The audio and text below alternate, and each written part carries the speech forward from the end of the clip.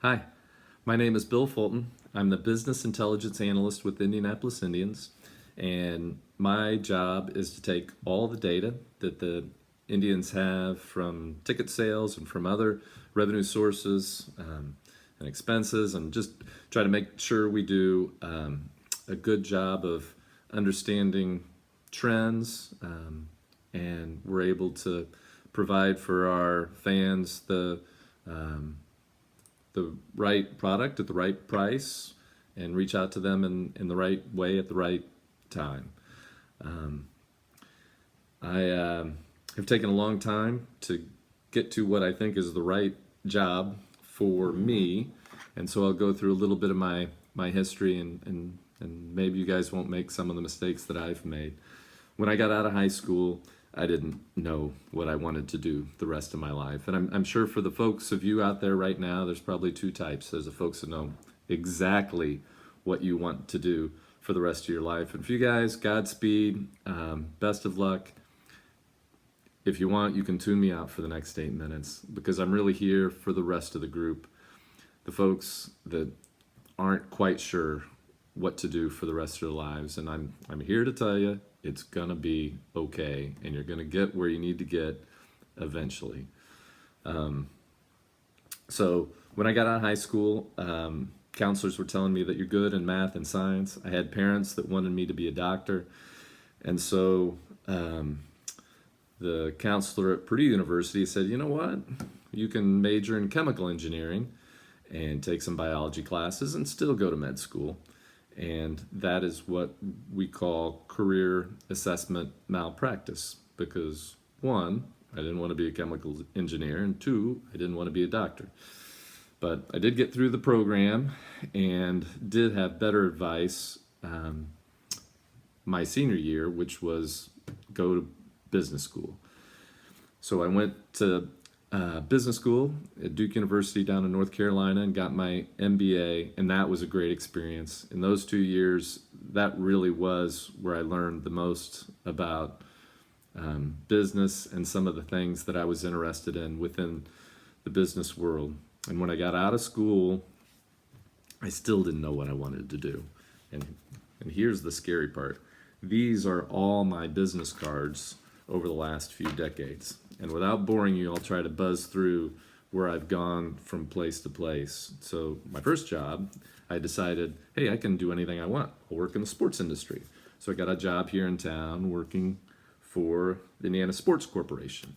I was coordinator of marketing and development, which meant did a lot of sales and did a lot of graphic artwork, and I was at all the promotions, and worked really hard, but I wasn't doing anything analytical, and I really wasn't taking advantage of some of the stuff that I had learned in school.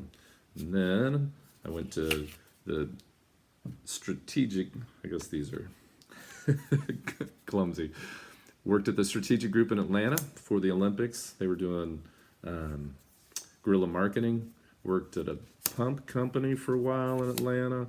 Oh, and then we decided to come back here to town.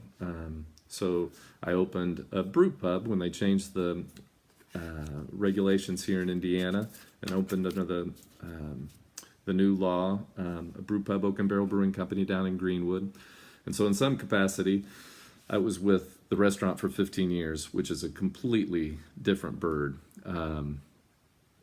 I think I would have enjoyed the entrepreneurial part of that, but a lot of work, restaurant industry, managing people, all things that are not necessarily part of my skill set, but learned a lot. Also built a relationship with the Indianapolis Indians at that time, and we were selling our beer to the Indians in Victory Field, and they lost their marketing director. So when that happened, I ended up coming to the Indians and became director of marketing, and then assistant GM of marketing with the Indians, and then had an issue with the restaurant and one of the partners, and I got another card because I went back to Oak and Barrel, and so you never know. But the good news is I was able to realize at that time that the restaurant industry is not where I wanted to be the rest of my life, and was able to sell to one of the partners. So this is 2005, and now I've got a complete reset 15 years ago, and I'm right back where I started, which is I don't know what I'm going to do for the rest of my life. So went to a career counselor who had great insight on the fact that I like to solve puzzles and problems. I've got this analytic need, and I also need to be part of a team. And so the first solution to that was to work with a team in the financial industry. As I look at the next card, that was still sales, which is not my strong suit. And so at some point when the market melted down, I decided I need to really make an effort to be good at something. And this is where we get into the 10,000 hours. By this time, you may have heard that phrasing, and it has to do with how long does it take to become an expert at something.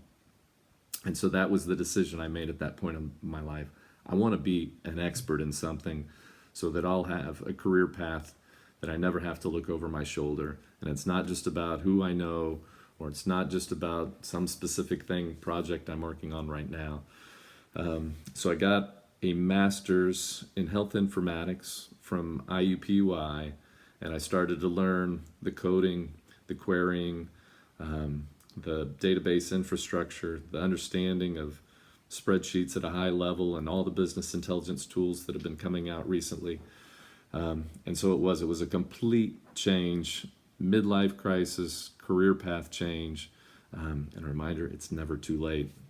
So then I got a job working for an online retailer that went well, finished up my degree, took a job with the state of Indiana running one of their databases, and then got promoted to CFO of the Attorney General's office, which I really enjoyed. And to take a quick moment on that, years ago, it was always an accounting pathway that led to the CFO position. And now that chief financial officer position is a chief strategic officer position, and you're starting to see a lot of folks that may even have an engineering background, but folks that are very, very data driven that start to get into that role. And it has to do with the difference between folks that want to count the beans and then people that want to make more beans, which is the side that I fall on. And that's also within the business intelligence role that I have right now. That's what it's about for me. How do we make more beans? And then I'm looking at, so new administration came in, and I went with some folks from the office to Anthem, where I was a data analyst for several years. And then now I'm getting to my last card. This is the current card with the Indians. And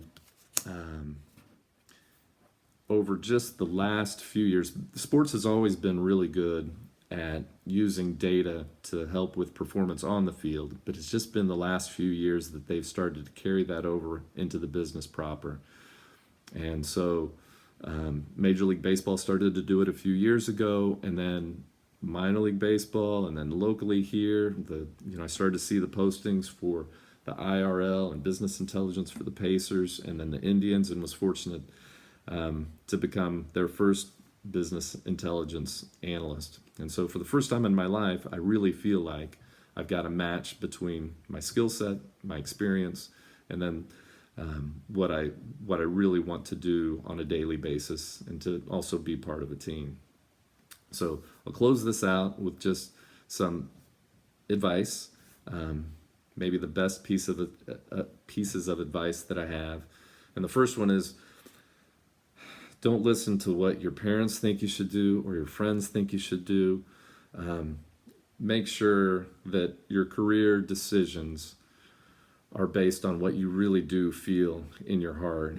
And if there is someone in a position right now that you see out there anywhere, and you're like, you know what? I would love to be that person. I would love to have their job. Think about a way to reach out to them to get within that organization. often we'll end up taking a job just to get our foot in the door somewhere. But if we look around above us, sideways, and if we don't see anyone in that organization that has the jobs that we would really aspire to have, long term we're in the wrong place, and now we're just wasting time. So that's the first piece of advice. Number two, don't take a job just for the money. If you see somebody that's out there right now and you think, oh, I wish I had that job because of money, well, this is my experience. But the folks I've been around, especially in the financial industry, that made a lot of money were some of the most unhappy, miserable people I've ever met. And it's because once you make a lot of money, then it's always about the money. And they're always trying to make more money. And then it's a scoreboard that never goes away. So everybody's got their own opinion. Everybody has their own goals.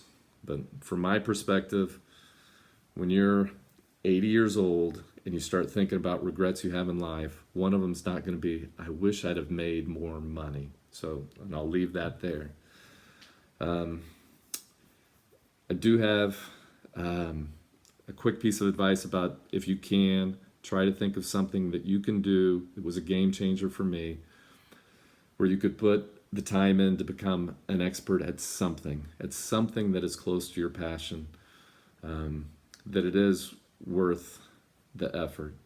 If you can find a career that matches your skill and your experience to your passion, then you've got it.